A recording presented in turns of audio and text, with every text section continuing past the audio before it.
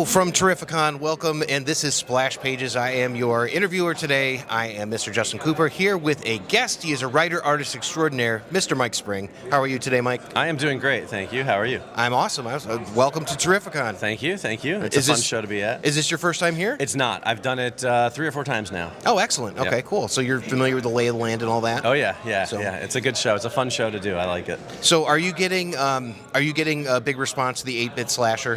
You know, I will say that Ape Bit Slasher is my 3rd graphic novel that I've done, and about a video game slasher gets pulled into the real world, starts killing teenagers in the real world. And I'll tell you, when I give people that concept, at the booth, and people are like, oh, let me type out my comic. I'm like, video game slasher in the real world. The rules of the video game follow him into the real world. People are like, well, I'll take that. I got to buy that. The concept really grabs them. So it's actually been a very good seller for me. I joined up to the Kickstarter. I thought it was awesome. I loved it. Thank you. I devoured it, I will say. So I'm glad.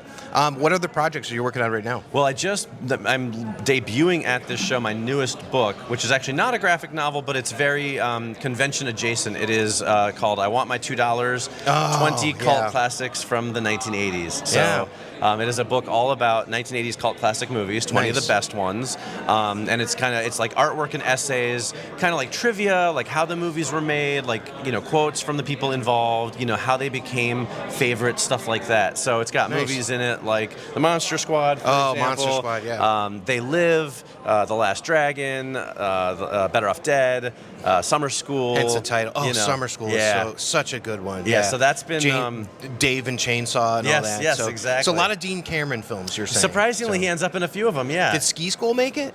Ski School did not make it, it's more of a 90s but I'm familiar with that one, but it didn't make the cut. But, I had to cut it somewhere. 20 seemed like a good number. Otherwise, it would have been like, 1,000 pages if I put 20's every digestible. movie in. Yeah. Well, let me ask you this, because you got the Monster Squad shirt on and all that. Where do you align with what character from the Monster Squad would you have been?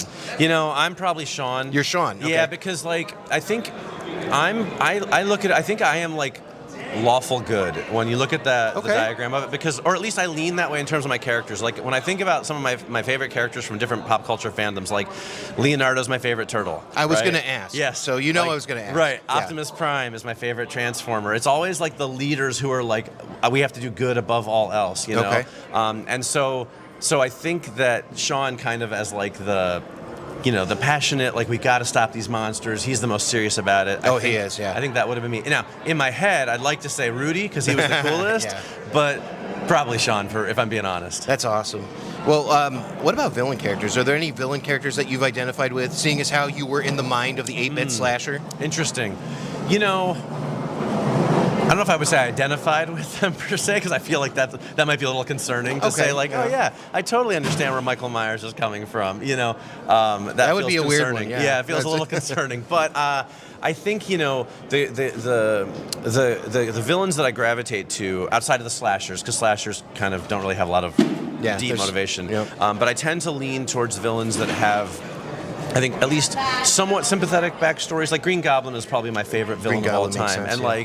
If you look at Norman Osborn, he's kind of like a mental health sort of, cautionary tale. You know what I mean? Yeah. He's not just like a all-out bad guy. Like, he's got like a split personality type of thing, And I think that, villains like that, I sort of gravitate towards more than just like the, hey, I have gravity powers and I'm going to try and take over the world. Yeah, I mean, that's really poignant. I like it. I think it's great.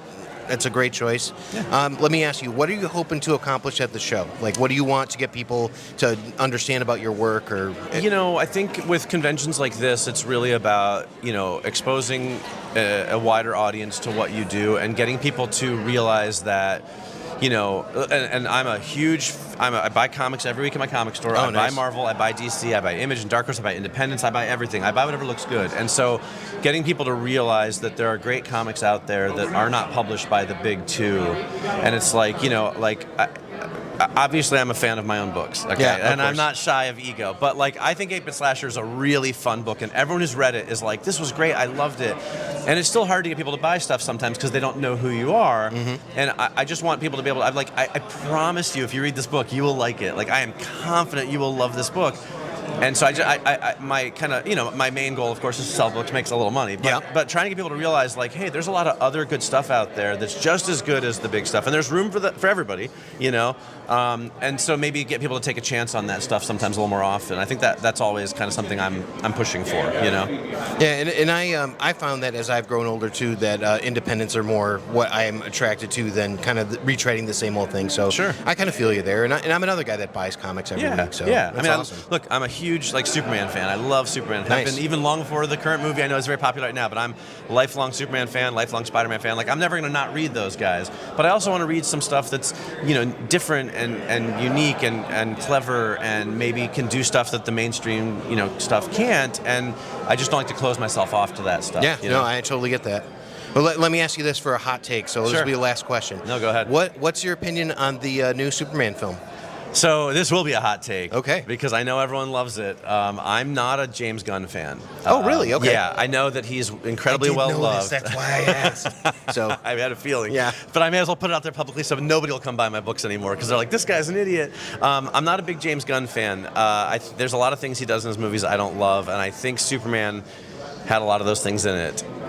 Granularly, I did not love a lot of the scenes in the film. Tonally, I liked the film a lot. I love that Superman was bright and positive and smiled and was the complete opposite of Zack Snyder's Superman. And I love that it was like comic booky and exciting and that people can get excited about Superman again. I love all that. So I don't want to knock the movie and be like, don't go watch it or it's terrible.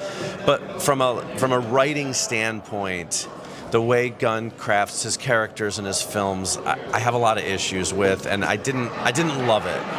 I love the concept of it more than I love the execution of it. No, that's great. And I mean, it's totally valid. Everybody has their own opinions about things too. So it's like, and I hope people do love it. I never want to harsh anyone's buzz. I hope I'm in the minority. I feel exactly how you feel that way about the Fantastic Four. Interesting. Now, see, I really like Fantastic Four.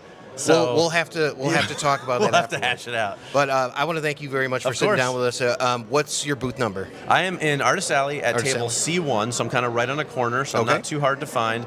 I've got a bunch of big, colorful prints of all the 80s movies in the new book. Yeah. Got the big standees with Ape Bit Slasher and my other comics, Uncaped and Red, White, and Broke, so I shouldn't be too hard to find. All right. Thanks so much, everybody, for watching Splash Pages. Excelsior!